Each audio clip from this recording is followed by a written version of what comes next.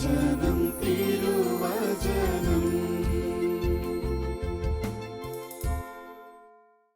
മിശിഹായ്ക്ക് ഏറ്റവും പ്രിയപ്പെട്ട എൻ്റെ സഹോദരങ്ങളെ, നമുക്ക് ഇന്ന് കേൾക്കാൻ പോകുന്ന തിരുവചനത്തെപ്പറ്റി ഒരു നിമിഷം നമുക്ക് ധ്യാനിക്കാം. കർത്താവ് ഈ തിരുവചനത്തിൻ്റെ വലിയ അഭിഷേകം, ഈ തിരുവചനത്തിൻ്റെ വലിയ ശക്തി, കർത്താവിൻ്റെ വചനം നമ്മോട് പറയുന്നു. യോഹന്നാൻ 6-ാമത്തെ അധ്യായത്തിൽ, ഞാൻ നിങ്ങളോട് പറഞ്ഞ വാക്കുകൾ ആത്മാവും ജീവനുമാണ്. ആ വലിയ ശക്തി നമ്മുടെ ഉള്ളിൽ വന്ന് നിറയാനായിട്ട് ഒരു നിമിഷം നമുക്ക് പ്രാർത്ഥിക്കാം. കർത്താവ്, ഇന്ന് ഞങ്ങൾ കേൾക്കാൻ പോകുന്ന തിരുവചനത്തിൻ്റെ വലിയ അഭിഷേകം, വലിയ കൃപ ഈ സമയം അങ്ങ് ഞങ്ങളിൽ നിറയ്ക്കണമേ കർത്താവേ. ഈ വചനത്തിൻ്റെ അഭിഷേകം വഴിയായി ഞങ്ങളുടെ സഹോദരങ്ങളുടെയും ജീവിതം കുറേ കൂടി ക്രിസ്തുവെ അങ്ങേക്ക് ഇഷ്ടമുള്ളതാകാൻ, അങ്ങയോട് കുറേ കൂടി അടുക്കുവാൻ, അങ്ങയുടെ ഇഷ്ടം കൂടുതൽ പ്രവർത്തിക്കുവാൻ കർത്താവെ ഇടയാക്കണമേ. പരിശുദ്ധ അമ്മ വചനം മാംസമായി ജീവിക്കാൻ അത്രയും കർത്താവിനോട് ചേർന്നതുപോലെ ഞങ്ങൾക്ക് വേണ്ടി പ്രാർത്ഥിക്കണമേ. നന്മ നിറഞ്ഞ മറിയമേ സ്വസ്തി, കർത്താവ് അങ്ങയോടുകൂടെ സ്ത്രീകളിൽ അങ്ങ് അനുഗ്രഹിക്കപ്പെട്ടവളാകുന്നു. അങ്ങയുടെ ഉദരത്തിൽ ഫലമായ ഈശോ അനുഗ്രഹിക്കപ്പെട്ടവനാകുന്നു. പരിശുദ്ധ മറിയമേ തമ്പുരാൻ്റെ അമ്മേ, പാപികളായ ഞങ്ങൾക്ക് വേണ്ടി ഇപ്പോൾ ഞങ്ങളുടെ മരണസമയത്തും തമ്പുരാനോട് അപേക്ഷിച്ചു കൊള്ളണമേ. ആമേൻ. പിതാവിനും പുത്രനും പരിശുദ്ധാത്മാവിനും സ്തുതി, ആദിയിലെ പോലെ ഇപ്പോഴും എപ്പോഴും എന്നേക്കും. ആമേൻ. ഇന്നത്തെ തിരുവചനം സഹോദരങ്ങളെ നിങ്ങളുമായി പങ്കുവയ്ക്കാൻ ഞാൻ ആഗ്രഹിക്കുന്നത് ഉൽപ്പത്തി പുസ്തകത്തിലെ ഒരു കൊച്ചു തിരുവചനമാണ്. നമ്മൾ ചിലപ്പോൾ അധികം ശ്രദ്ധിക്കാതെ പോകുന്ന ഒരു തിരുവചനം. ഞാൻ നിങ്ങളുമായിട്ട് ഒരുപാട് തവണ നമ്മൾ കേട്ടിട്ടുള്ളതാണ്, എങ്കിലും നിങ്ങളുമായിട്ട് പങ്കുവയ്ക്കാൻ ഞാൻ ആഗ്രഹിക്കുന്ന തിരുവചനം ഉൽപ്പത്തി പുസ്തകം 1-ാമത്തെ അധ്യായത്തിൽ 27-ാമത്തെ തിരുവചനം. അങ്ങനെ ദൈവം തൻ്റെ ഛായയിൽ മനുഷ്യനെ സൃഷ്ടിച്ചു. ദൈവത്തിൻ്റെ ഛായയിൽ അവിടുന്ന് മനുഷ്യനെ സൃഷ്ടിച്ചു, സ്ത്രീയും പുരുഷനുമായി അവരെ സൃഷ്ടിച്ചു. ഒരു വചനമാണത്. അങ്ങനെ ദൈവം തൻ്റെ ഛായയിൽ മനുഷ്യനെ സൃഷ്ടിച്ചു. എങ്ങനെ സൃഷ്ടിച്ചത്? ദൈവത്തിൻ്റെ ഛായയിൽ മനുഷ്യനെ സൃഷ്ടിച്ചു. ഒരിക്കൽ കൂടി കേൾക്കാം. ദൈവത്തിൻ്റെ ഛായയിൽ അവിടുന്ന് മനുഷ്യനെ സൃഷ്ടിച്ചു. മനുഷ്യനെ ദൈവത്തിൻ്റെ ഛായയിൽ സൃഷ്ടിച്ചു. ഇനി മനുഷ്യനെ അവിടുന്ന് എങ്ങനെ സൃഷ്ടിച്ചത്? മനുഷ്യനെ സൃഷ്ടിച്ചത് സ്ത്രീയും പുരുഷനുമായി അവരെ സൃഷ്ടിച്ചു. അപ്പോൾ ദൈവത്തിൻ്റെ ഛായയിൽ ദൈവം മനുഷ്യനെ സൃഷ്ടിച്ചു എന്നാണ് തിരുവചനം പറയുന്നത്. എവിടെയാണ് ദൈവത്തിൻ്റെ ഛായ എന്ന് ഞാൻ ആലോചിക്കുകയായിരുന്നു സഹോദരങ്ങളെ. ദൈവത്തിൻ്റെ ഛായ നമുക്ക് നഷ്ടമായി നമുക്കറിയാം. ആദിപാപത്തിലൂടെ നമുക്ക് നഷ്ടമായി.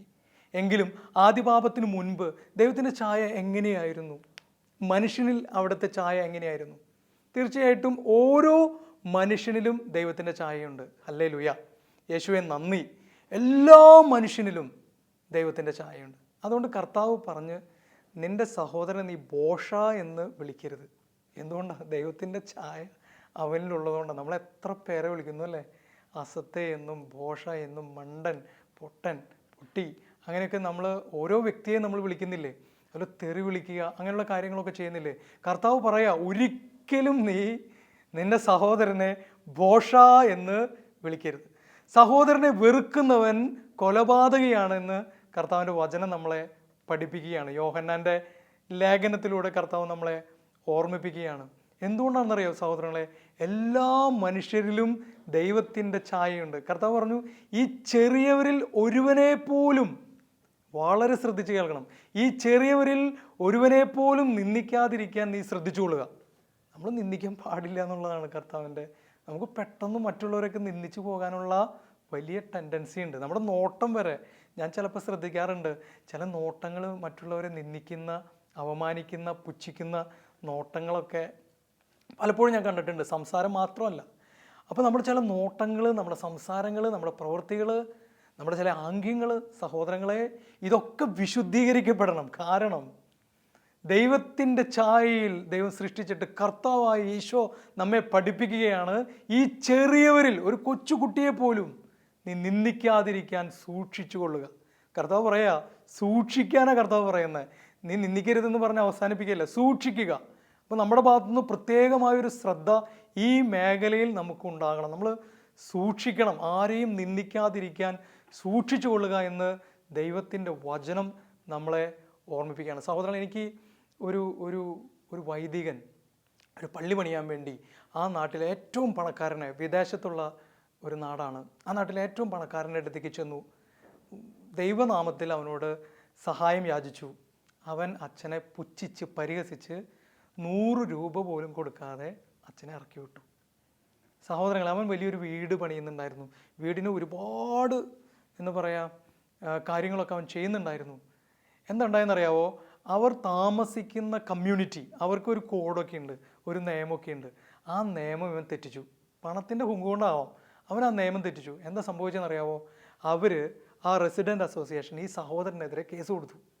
കേസ് കൊടുത്തു കഴിഞ്ഞപ്പോൾ സംഭവിച്ചത് എന്താണെന്ന് വെച്ച് കഴിഞ്ഞാൽ, ഈ സഹോദരന് പള്ളി മുഴുവൻ പണിയിപ്പിക്കാൻ വേണ്ട അത്രയും തുക ഈ വീട് പണിത പല ഭാഗങ്ങളും പൊളിച്ചു കളയാനും അത് ഡിസ്പോസ് ചെയ്യാനും വീണ്ടും ക്രമീകരിക്കാനും ഒക്കെ ആയിട്ട് അവൻ അതിൽ കൂടുതൽ തുക ചെലവഴിക്കേണ്ടി വന്നു. അവന് ദൈവം പറഞ്ഞു കൊടുത്തു, നീ മറ്റുള്ളവരെ, നിനക്ക് പണം ഉണ്ടാകാം, നിനക്ക് അധികാരം ഉണ്ടാകാം, നിനക്ക് സമ്പത്തുണ്ടാകാം, നിനക്ക് പല സ്ഥാനമാനങ്ങളുണ്ടാകാം, എങ്കിലും നീ വേറൊരു സഹോദരനെ നിന്ദിക്കരുത്. കർത്താവ് പറയാ, സൂക്ഷിച്ചു കൊള്ളുക. എന്തെന്നാൽ അവൻ്റെ കാവൽ ദൂതൻ, അവൻ്റെ ദൂതൻ ദൈവത്തിൻ്റെ മുഖം സദാസമയം കണ്ടുകൊണ്ടിരിക്കുകയാണ്. കാരണം അവന് ദൈവത്തിൻ്റെ ഛായയാണ്.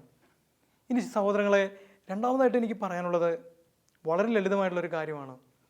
നമ്മിൽ ദൈവത്തിൻ്റെ ഛായയുണ്ടെങ്കിലും ദൈവത്തിൻ്റെ ഛായ പൂർണ്ണമായും പ്രകടമാകുന്നത് കൂട്ടായ്മയിലാണ്. ഹല്ലേലൂയ. ദൈവത്തിൻ്റെ ഛായ പൂർണ്ണമായും പ്രകടമാകുന്നത്, ഇത് വളരെ വളരെ ശ്രദ്ധിക്കേണ്ട ഒരു കാര്യമാണ്, കൂട്ടായ്മയിലാണ്. എന്തുകൊണ്ടാണ് കൂട്ടായ്മയിൽ എന്ന് പറയുന്നത് അറിയാവോ? ദൈവം പിതാവും പുത്രനും പരിശുദ്ധാത്മാവുമാണ്. ഏകനാണ്, പക്ഷേ ദൈവം പിതാവ്, പുത്രൻ, പരിശുദ്ധാത്മാവ് 3 വ്യക്തികളാണ് ദൈവം. ഈ 3 വ്യക്തികളുടെ അഗാധമായൊരു കൂട്ടായ്മയുണ്ട് ദൈവത്തിന്. ദൈവം മനുഷ്യനെ സൃഷ്ടിച്ചില്ലെങ്കിലും ദൈവത്തിന് കുഴപ്പമില്ല. കാരണം പിതാവും പുത്രനും പരിശുദ്ധാത്മാവും 3 വ്യക്തികളുണ്ട്. അത്രയും ഒന്നാണ് ദൈവം. 3 പേരുണ്ടെങ്കിലും ഒന്നാണ് ദൈവം. സഹോദരങ്ങളെ, ദൈവത്തിൻ്റെ ഛായയിൽ മനുഷ്യനെ സൃഷ്ടിച്ചു എന്ന് പറയുമ്പോൾ ആദ്യ മാതാപിതാക്കൾ ഇതുപോലെയായിരുന്നു. സ്ത്രീയും പുരുഷനുമായവർ സൃഷ്ടിച്ചു. പക്ഷേ ആദം പറഞ്ഞ വാക്കുകൾ ഓർക്കുക. ആദം എങ്ങനെയാണ് പറഞ്ഞത്? ഹവ്വയെ കണ്ടപ്പോൾ ആദം, 2ാമത്തെ സൃഷ്ടി വിവരണത്തിലാണത് നമ്മൾ വായിക്കുന്നത്.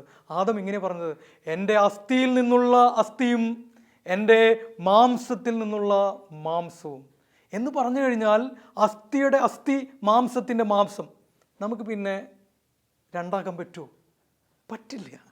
അപ്പോൾ ആദം ഹവ്വ പാപം ചെയ്യുന്നതിന് മുമ്പ് ദൈവത്തിൻ്റെ ഛായ അവർക്കുണ്ടായിരുന്നു എന്ന് പറയുമ്പോൾ നമ്മൾ മനസ്സിലാക്കണം, അവർ ഒന്നായിരുന്നു.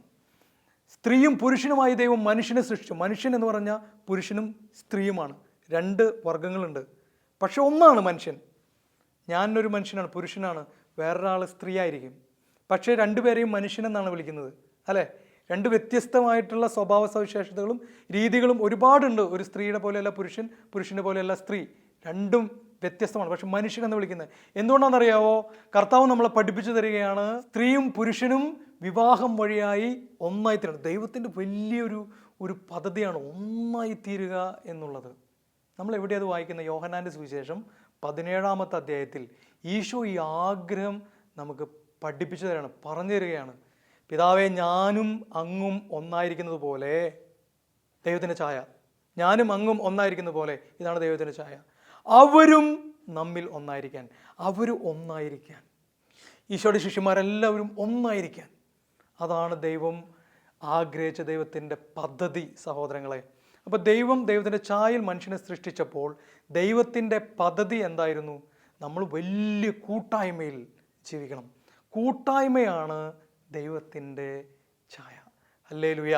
യേശുവേ നന്ദി. കർത്താവേ, കൂട്ടായ്മയിൽ നമുക്ക് നഷ്ടപ്പെട്ടത് എന്താണെന്നറിയാമോ സഹോദരങ്ങളെ? ആദ്യ പാപം മൂലം നമുക്ക് നഷ്ടപ്പെട്ടത് എന്താണെന്നറിയാമോ? നഷ്ടപ്പെട്ടത് എന്താണെന്ന് അറിഞ്ഞാൽ സുബോധം എന്ന് പറഞ്ഞു കഴിഞ്ഞാൽ, ഞാൻ പലപ്പോഴും ചിന്തിച്ചിട്ടുണ്ട് എന്താണെന്ന് വെച്ച് കഴിഞ്ഞാൽ, ഞാനിപ്പോൾ വലിയ കുഴപ്പമില്ലാണ്ട് ജീവിക്കുന്നുണ്ടല്ലോ, വലിയ പാപങ്ങളൊന്നും ചെയ്യുന്നില്ലല്ലോ, ആ ഫരിസേയൻ ചിന്തിച്ചതുപോലെ ഞാൻ ഉപവസിക്കുന്നുണ്ടല്ലോ, പക്ഷെ വേറൊരാളെ പുച്ഛിച്ചിട്ടില്ല, എങ്കിലും ഉപവസിക്കുന്നുണ്ടല്ലോ, ഞാൻ കുറേ സമയം പ്രാർത്ഥനയിൽ ചെലവഴിക്കുന്നുണ്ടല്ലോ, ഞാൻ വലിയ കുഴപ്പമില്ലല്ലോ എന്നെനിക്ക് തോന്നുകയാണ്. പക്ഷേ കർത്താവ് എന്നെ പഠിപ്പിച്ചു തന്ന കാര്യം എന്താണെന്ന് വെച്ച് കഴിഞ്ഞാൽ, ആദ്യ പാപത്തിന് മുൻപ് മനുഷ്യൻ എന്തായിരുന്നു എന്നുള്ളതിലേക്ക് ഒരു എത്തി നോക്കാനായിട്ടുള്ള വലിയൊരു കൃപ ജോൺ പോൾ രണ്ടാമൻ മാർപ്പാപ്പയുടെ പ്രബോധനങ്ങൾ വഴിയായിട്ടാണ് അതെനിക്ക് ലഭിച്ചത്. സഹോദരങ്ങളെ, അത് മനസ്സിലാക്കിയപ്പോൾ എനിക്കൊരു കാര്യം വളരെ വ്യക്തമായി. ഞാൻ ദൈവത്തിൽ നിന്ന്, കർത്താവെ, ദൈവത്തിൻ്റെ പദ്ധതിയിൽ നിന്ന് വളരെ വളരെ അകലെയാണല്ലോ കർത്താവെ. ഇനി എന്തുമാത്രം നിൻ്റെ പദ്ധതി, നിൻ്റെ ഇത്രയും വലിയൊരു പദ്ധതി കർത്താവെ നീ മനുഷ്യനുണ്ടല്ലോ, മനുഷ്യനായി നീ ഒരുക്കിയിട്ടുണ്ടല്ലോ. ദൈവത്തിൻ്റെ വലിയ പദ്ധതിയിലേക്കുള്ള ബോധമാണ്, അത് മനസ്സിലാക്കുന്ന ഒരവസ്ഥയാണ് സുബോധം. ധൂർത്തപുത്രന് ലഭിച്ച സുബോധം എന്തായിരുന്നെന്ന് നിങ്ങൾ ചിന്തിച്ചിട്ടുണ്ടോ? നമുക്ക് നഷ്ടപ്പെട്ടു പോയത് അതാണ്. ധൂർത്തപുത്രന് ദൈവം അനുഗ്രഹിച്ച് ലഭിച്ച സുബോധം, ഞാൻ പിതാവിനെതിരെ പാപം ചെയ്തു എന്ന് ഉള്ള ഒരു ഓർമ്മയേക്കാൾ വേറൊരു സുബോധം ആ മനുഷ്യനുണ്ടായി. എന്താണെന്നറിയാവോ? അവൻ പന്നിക്ക് കൊടുക്കുന്ന ഭക്ഷണം പോലും കിട്ടാൻ വകയില്ലാതെ അവിടെ വീണ് കിടക്കുന്ന സമയത്ത് അവനിങ്ങനെ ആലോചിച്ചു, എൻ്റെ പിതാവിൻ്റെ ഭവനത്തിൽ അനേകം പണിക്കാരുണ്ട്, അവർ എത്ര സന്തോഷത്തോടെയാണ് കഴിയുന്നത്, എന്ത് കൂട്ടായ്മയിലാണ് അവർ കഴിയുന്നത്. ആ കൂട്ടായ്മ എനിക്ക് നഷ്ടപ്പെട്ടല്ലോ. എൻ്റെ പിതാവിൻ്റെ വീട്ടിലെ പണിക്കാരെ വരെ പിതാവ് അത്രയും സ്നേഹത്തോടെയാണ് കൊണ്ടു നടക്കുന്നത്, അവർ തമ്മിൽ വലിയൊരു കൂട്ടായ്മയുണ്ട്. ധൂർത്തപുത്രൻ്റെ ചേട്ടൻ ആ കൂട്ടായ്മയിൽ നിന്ന് കുറച്ച് അകന്നു പോയി. അതാണ് ദുരന്തം സഹോദരങ്ങളെ. ആ കൂട്ടായ്മ എനിക്ക് നഷ്ടപ്പെട്ടല്ലോ. ആ വേദന ശരിക്കും ധൂർത്തപുത്രനെ വലിയ വേദനയിലേക്ക് കൊണ്ടുപോയി. ഒരു ബോധം അവന് കൊടുക്കുകയാണ്, നിൻ്റെ പിതാവിൻ്റെ ഭവനത്തിൽ നീ എങ്ങനെയാണ് കഴിഞ്ഞിരുന്നത്. സഹോദരങ്ങളെ, ദൈവഭവനത്തിൽ നമ്മൾ എങ്ങനെയാണ് കഴിയേണ്ടത് എന്ന് നിങ്ങൾ ചിന്തിച്ചിട്ടുണ്ടോ എന്ന് എനിക്ക് അറിഞ്ഞുകൂടാ. ഈ ഭൂമിയിലെ ചിന്ത മാത്രമായിട്ട് നമ്മൾ അവസാനിക്കാൻ പാടുള്ളതല്ല. ഈ ഭൂമിയിൽ മാത്രം ഒതുങ്ങേണ്ടവരല്ല നമ്മൾ. യോഹന്നാൻ്റെ 1-ാമത്തെ ലേഖനത്തിൽ യോഹന്നാൻ പറയുകയാണ്, നിങ്ങൾ ദൈവത്തിൻ്റെ മക്കളാണ്. കണ്ടാലും എത്ര വലിയ സ്നേഹമാണ് ദൈവം നിങ്ങളോട് കാണിക്കുന്നത്. ദൈവമക്കൾ എന്ന് നിങ്ങൾ വിളിക്കപ്പെടുന്നു. നിങ്ങൾ ദൈവത്തിൻ്റെ മക്കളാണ്, അനന്യമാണ്, നിങ്ങൾ ദൈവത്തിൻ്റെ മക്കളാണ്. നാളെ എന്തായി തീരും എന്ന് അറിഞ്ഞുകൂടാ. ഇപ്പം നിങ്ങൾ ദൈവത്തിൻ്റെ മക്കളാണ്. വലിയ ഒരു അഭിഷേകം. സഹോദരങ്ങളെ, നമുക്ക് നഷ്ടപ്പെട്ടത് എന്താണെന്നറിയാവോ? ഈ കൂട്ടായ്മയാണ്. നമുക്ക് ഈ കൂട്ടായ്മ നഷ്ടപ്പെട്ടു. ജോൺ പോൾ രണ്ടാമൻ മാർപ്പാപ്പ പഠിപ്പിക്കുന്ന വലിയൊരു കാര്യമുണ്ട്. എന്താണെന്നറിയാവോ? ആദി പാപത്തിന് ശേഷം ആദി മാതാപിതാക്കൾക്ക് കൂട്ടായ്മ നഷ്ടപ്പെട്ടതുപോലെ ഇന്നും മനുഷ്യന് കൂട്ടായ്മ നഷ്ടപ്പെടുന്നു. അവൻ ബോധപൂർവം ദൈവത്തിൻ്റെ കൃപ സ്വീകരിച്ച് ഈ കൂട്ടായ്മയിലേക്ക് കടന്നു വരണം. എന്താണ് നഷ്ടപ്പെടുന്നതെന്ന് അറിയാവോ? കൂട്ടായ്മയിൽ ആദി മാതാപിതാക്കളുടെ കമ്മ്യൂണിക്കേഷൻ, അങ്ങോട്ടും ഇങ്ങോട്ടും അവർ സംസാരിച്ചിരുന്നത് ഡയറക്റ്റായിരുന്നു, വിശുദ്ധമായിരുന്നു, പ്യുവറായിരുന്നു. അവർ സംസാരിക്കുന്നത് മറ്റേ ആൾക്ക് അതുപോലെ തന്നെ മനസ്സിലാകുമായിരുന്നു. അവരെന്ത് അർത്ഥത്തിലാണോ സംസാരിച്ചത് അതേ അർത്ഥത്തിൽ മറ്റേ ആൾക്ക് മനസ്സിലാകുമായിരുന്നു. അവരെത്ര വിശുദ്ധിയോടെയാണ് സംസാരിച്ചത് അതേ വിശുദ്ധിയോടെ മറ്റേ ആൾക്ക് മനസ്സിലാക്കിയിരുന്നു. അവരെന്ത് ഹൃദയ വികാരത്തോടെയാണ്, അവരുടെ വികാരം എന്തായിരുന്നു, അതേ വികാരം അതുപോലെ തന്നെ മറ്റേ ആൾക്ക് മനസ്സിലായിട്ടുണ്ടായിരുന്നു. സഹോദരങ്ങളെ, പാപത്തിന് ശേഷം കൂട്ടായ്മ നഷ്ടപ്പെട്ടു എന്ന് പറഞ്ഞു കഴിഞ്ഞപ്പോൾ ഞാൻ പറയാൻ ആഗ്രഹിക്കുന്നത്, ജോൺ പോൾ രണ്ടാമൻ മാർപ്പാപ്പ പഠിപ്പിക്കുന്നത്, ഈ കൂട്ടായ്മ നഷ്ടപ്പെട്ടു പോയി. ഈ സംഭാഷണത്തിൽ ഞാൻ ചക്ക എന്ന് പറയുമ്പോൾ മറ്റേ ആൾ മാങ്ങ എന്ന് കേൾക്കുന്നു. ഈ ഒരു അവസ്ഥയിലേക്ക് നമ്മുടെ കൂട്ടായ്മ താന്നുപോയി. അത് സാർവത്രികമായി എല്ലാ മനുഷ്യരുടെ ഇടയിലും അങ്ങനെ തന്നെയാണ് സഹോദരങ്ങളെ. നമ്മൾ ക്രിസ്തുവിൽ വിശ്വസിക്കുന്നവരാണ്, വിശുദ്ധ കുർബാന സ്വീകരിക്കുന്നവരാണ്. എന്നാലും കർത്താവിൻ്റെ കൃപയിൽ അതീവമായി മുഴുകിയിരുന്നില്ലെങ്കിൽ നമുക്കും വേറൊരാൾ സംസാരിക്കുന്നതിൻ്റെ അർത്ഥം, അതിൻ്റെ വികാരം, അതിൻ്റെ ചിന്ത, അതൊന്നും മനസ്സിലാകില്ല. പകരം ജോൺ പോൾ പിതാവ് പഠിപ്പിക്കുകയാണ്, എന്താണ് പകരം വന്നെന്നറിയാവോ? പകരം സംശയവും പേടിയും കടന്നു വന്നു. സംശയവും പേടിയും കുറ്റപ്പെടുത്തലും കടന്നു വന്നു. പാപം ചെയ്തതിന് ശേഷം ആദം ഹവ്വ എന്താ ചെയ്തെന്ന് നോക്കിയാൽ മതി. അവർ ഡ്രസ്സുകളൊക്കെ അത്തിവൃക്ഷത്തിൻ്റെ ഇലകൾ കൊണ്ട് ഉണ്ടാക്കി അവർ ഒളിച്ചിരുന്നു എന്ന് നമ്മൾ കാണുന്നുണ്ട്. എന്താണ് അവർക്ക് പറ്റിയത്? അവർക്ക് പേടിയായി, ദൈവത്തെ പേടിയായി. ആദത്തിന് ഹവ്വയെയും, ഹവ്വയ്ക്ക് ആദത്തെയും പേടിയായി, സംശയമായി. ഇത് ഇന്നും പ്രബലമാണ് സഹോദരങ്ങളെ. ഇന്നും മനുഷ്യരുടെ ഇടയിൽ ഈ ഒരു സംശയം പേടിയുണ്ട്. ജോൺ പോൾ പിതാവ് പറയാണ്, ഇവർക്ക് നഷ്ടപ്പെട്ടത് സെർട്ടിനിറ്റി. എല്ലാവർക്കും ഒരു അൺസെർട്ടിനിറ്റി, ഒരു അസ്ഥിരത ഉണ്ടായി എന്ന് പിതാവ് നമ്മളെ പഠിപ്പിക്കണം. ഒരു അസ്ഥിരതയുണ്ടായി എന്ന് പറഞ്ഞാൽ എന്താണെന്നറിയാമോ സഹോദരങ്ങളെ? അസ്ഥിരത എന്ന് പറഞ്ഞാൽ ഞാൻ സ്നേഹം കൊടുത്താലും മറ്റേ ആൾ തിരിച്ചെന്നെ സ്നേഹിക്കുമോ എന്ന് എനിക്ക് ഉറപ്പില്ല. അതുകാരണം സ്നേഹിക്കാൻ തന്നെ പേടിയാണ്. ഇനി ഞാൻ ഒരാളോട് ഒരു തെറ്റ് ചെയ്തു, അയാളുടെ അടുത്ത് പോയി ക്ഷമ ചോദിക്കാൻ എനിക്ക് പേടിയാണ്. കാരണം എന്താണെന്ന് വെച്ച് കഴിഞ്ഞാൽ അയാൾ എന്നെ ക്ഷമിക്കുമോ, എന്നോട് ക്ഷമിക്കുമോ എന്ന് എനിക്ക് ഉറപ്പില്ല. എന്നെ ആട്ടി ഓടിക്കുമോ, എന്നെ പുച്ഛിക്കുമോ, പരിഹസിക്കുമോ, അതൊക്കെയാണ് എൻ്റെ ഉള്ളിലുള്ള ചിന്ത. എനിക്ക് ഉറപ്പില്ല എന്നോട് മറ്റേ ആൾ ക്ഷമിക്കുമോ എന്ന്. ഭയങ്കര അൺസെർട്ടനിറ്റി നമ്മുടെ ഇടയിലുണ്ടായി. ഭാര്യയും ഭർത്താവിൻ്റെയും ഈഗോ കടന്നു വന്നു. നീ എന്നേക്കാൾ വലുതാവണ്ട, അങ്ങോട്ടും ഇങ്ങോട്ടും ഒന്നാകേണ്ട. നമ്മളെല്ലാവരും ഒരു കൂട്ടായ്മയിലാണ്, പ്രത്യേകിച്ച് ഭാര്യ ഭർത്താക്കന്മാർ വലിയ കൂട്ടായ്മയിലേക്ക് കിടക്കേണ്ടതാണ്. പക്ഷേ വചനം നമ്മളെ പഠിപ്പിക്കുകയാണ് സഹോദരങ്ങളെ, ആദി പാപത്തിന് ശേഷം അത് തകർന്നുപോയി. എനിക്കറിയാം ഒരു സഹോദരി, അവളുടെ ഭർത്താവ് ഒരു അവിഹിതമായ ഒരു ബന്ധം സൂക്ഷിച്ചത് മൊബൈൽ ഫോണിൽ കണ്ടെത്തി. അപ്പോൾ എൻ്റെ അടുത്തേക്ക് ആ സഹോദരി മൊബൈൽ ഫോണുമായിട്ടാണ് കടന്നു വരുന്നത്. എവിടെയാണ് എന്താണെന്നൊന്നും ഞാൻ പറയുന്നില്ല. ആ ഫോണിൽ ചില ഫോട്ടോസ് എന്നെ കാണിച്ചു. സഹോദരങ്ങളെ, എനിക്ക് ഭയങ്കര വിഷമമായി. ഈ സഹോദരൻ ധ്യാനത്തിലൊക്കെ സംബന്ധിച്ച് ധ്യാനമൊക്കെ കഴിഞ്ഞ്, ഈ സഹോദരിയും ധ്യാനത്തിൽ സംബന്ധിച്ച് ധ്യാനമൊക്കെ കഴിഞ്ഞ് ഇവള് ഈ സഹോദരനോട് പൂർണ്ണമായിട്ട് ക്ഷമിക്കുകയാണ്. പക്ഷെ വീട്ടിൽ ചെന്നതിന് ശേഷം ഏതാനും ആഴ്ചകൾക്ക് ശേഷം ഈ സഹോദരി വിളിച്ച് പറഞ്ഞത് ഇങ്ങനെയാണ്: അച്ചോ, ഞാൻ പൂർണ്ണമായിട്ട് ക്ഷമിച്ചു, എങ്കിലും എൻ്റെ ഉള്ളിൽ ഈ മനുഷ്യനോടൊരു സംശയം. ഇയാൾ ഫോൺ എടുക്കുമ്പോൾ, ഫോൺ കൊണ്ട് പുറത്തേക്ക് പോകുമ്പോൾ ഒക്കെ എൻ്റെ ഉള്ളിലൊരു സംശയം വരികയാണ് അച്ചോ. ഇതാണ് സഹോദരങ്ങളെ ആദ്യ പാപത്തിൻ്റെ ഒരു എഫക്റ്റ്, ഒരു ഫലം നമ്മൾ ഇന്നും പേറുകയാണ്. ഈ കൂട്ടായ്മയിലേക്ക് വളരാൻ, പൂർണ്ണമായ ക്ഷമയിലേക്ക് വളരാൻ നമുക്ക് അത്രയും കൃപ ആവശ്യമാണ്. നമുക്ക് ഇമാജിൻ ചെയ്യാൻ പറ്റില്ല നമുക്ക് നഷ്ടപ്പെട്ടു പോയ കൂട്ടായ്മ എന്താണെന്ന്. ആ കൂട്ടായ്മയ്ക്ക് നടന്നെടുക്കാനുള്ള പ്രയത്നത്തിൻ്റെ വലിയ ആവശ്യം. കർത്താവ് പറയാ 70 പ്രാവശ്യം ക്ഷമിക്കണമെന്ന്. എന്തിനാണെന്ന് മനസ്സിലായോ സഹോദരങ്ങളെ? 70 പ്രാവശ്യം ക്ഷമിക്കുന്നത് എന്തിനാ? ഈ കൂട്ടായ്മ നഷ്ടപ്പെടാതിരിക്കാനാ. ഇനി ഭാര്യയും ഭർത്താവും തമ്മിലുള്ള കൂട്ടായ്മ നഷ്ടപ്പെടാതിരിക്കാനാ, കുടുംബത്തിൻ്റെ കൂട്ടായ്മ നഷ്ടപ്പെടാതിരിക്കാനാ. നമ്മൾ ക്ഷമിക്കേണ്ട ആൾക്കാർ 100 പേരുണ്ടാവും സഹോദരങ്ങളെ, അല്ലെങ്കിൽ ഒരാളുണ്ടാവുള്ളൂ. എത്ര വേണമെങ്കിലും ആയിക്കൊള്ളട്ടെ, കൂട്ടായ്മ ഒരു കാരണവശാലും കൂട്ടായ്മ നമ്മൾ നഷ്ടപ്പെടുത്തരുതെന്ന് കർത്താവായ യേശുവിൻ്റെ ആഗ്രഹമാണ്. പിതാവേ, അവരും നമ്മിൽ ഒന്നായിരിക്കേണ്ടതിന് ഞാൻ പ്രാർത്ഥിക്കുന്നു ഈശോ. അങ്ങനെ അവൻ്റെ അവസാന പുരോഹിത പ്രാർത്ഥനയിൽ ഈ പ്രാർത്ഥന കർത്താവ് പിതാവിൻ്റെ പക്കലേക്ക് ഉയർത്തുകയാണ്. സഹോദരങ്ങളെ, നമുക്ക് എവിടെയെങ്കിലും കൂട്ടായ്മ നഷ്ടപ്പെടുന്നുണ്ടോ? ഇനി നമ്മളാരെങ്കിലും മനസ്സിലാക്കാതെ പോകുന്നുണ്ടോ? നമ്മൾ ഓർക്കണം, ആദിപാപത്തിൻ്റെ ഫലമാണ് അത്. ആദിപാപത്തിൻ്റെ ഫലം, നിങ്ങൾ വലിയൊരു വേദനയിൽ ആയിരിക്കുന്ന സമയത്ത് നിങ്ങളുടെ വിഷമം വേറൊരാളുടെ അടുത്ത് പറയുന്നു, അയാളും വേറെ വേദനയിലൂടെ കടന്നു പോവുകയാണെങ്കിൽ ഒരു പക്ഷേ ആ മനുഷ്യന് നിങ്ങളുടെ വേദന ചിലപ്പോൾ പറഞ്ഞു കഴിഞ്ഞാൽ മനസ്സിലാവില്ല. ചിലപ്പോൾ കുറ്റപ്പെടുത്തും, നീ കാരണമാണ് ഇങ്ങനെ ഉണ്ടായത് എന്ന് പറയും. ഒരു സഹോദരി ഒരിക്കൽ എന്നെ ഫോൺ വിളിച്ചു പറഞ്ഞു, വലിയ വേദനയോടെ പറഞ്ഞ ഒരു കാര്യമാണ്. ഒരു രോഗസംബന്ധമായിട്ടുള്ള ഒരു തീരുമാനം എടുത്തതാണ്, പക്ഷെ ആർക്കും അത് മനസ്സിലായില്ല. ആ തീരുമാനത്തിൻ്റെ വിശുദ്ധിയും പരിശുദ്ധിയും നിഷ്കളങ്കതയും ആർക്കും മനസ്സിലായില്ല. ആ സഹോദരി ആ തീരുമാനം ശക്തമായിട്ട് വേണമെന്ന് ആഗ്രഹിച്ച് പ്രാർത്ഥിച്ചു. പക്ഷേ വേറൊരാൾക്കും അതിൻ്റെ നിഷ്കളങ്കതയോ അതിൻ്റെ മഹത്വമോ ഒന്നും മനസ്സിലായില്ല. വലിയ വേദനയോടെ ആ സഹോദരി എന്നോട് പറഞ്ഞ, ആർക്കും മനസ്സിലാവുന്നില്ല. ശരിയാണ്, അവരൊക്കെ നല്ല മനുഷ്യരാണ് കേട്ടോ, എല്ലാ ദിവസവും പള്ളിയിൽ പോകുന്ന, വിശുദ്ധ കുർബാന സ്വീകരിക്കുന്ന നല്ല മനുഷ്യരാണ്. എങ്കിലും സഹോദരങ്ങളെ, കൂട്ടായ്മ നമുക്ക് ആദിപാപത്തിന് ശേഷം നഷ്ടമായതുകൊണ്ട് കർത്താവിൻ്റെ കൃപ പ്രത്യേകമായി യാചിക്കുകയും അഗാധമായ ക്ഷമിക്കാനായിട്ട്. കുടുംബത്തിൽ ഒരു ഭാര്യ ഭർത്താവിനോട് എത്ര പ്രാവശ്യം ക്ഷമിക്കണം എന്ന് ചോദിച്ചു കഴിഞ്ഞാൽ എനിക്ക് അറിഞ്ഞുകൂടാ സഹോദരങ്ങളെ. ഇഷ്ടം പോലെ കാര്യം ഉണ്ടാവും ക്ഷമിക്കാൻ.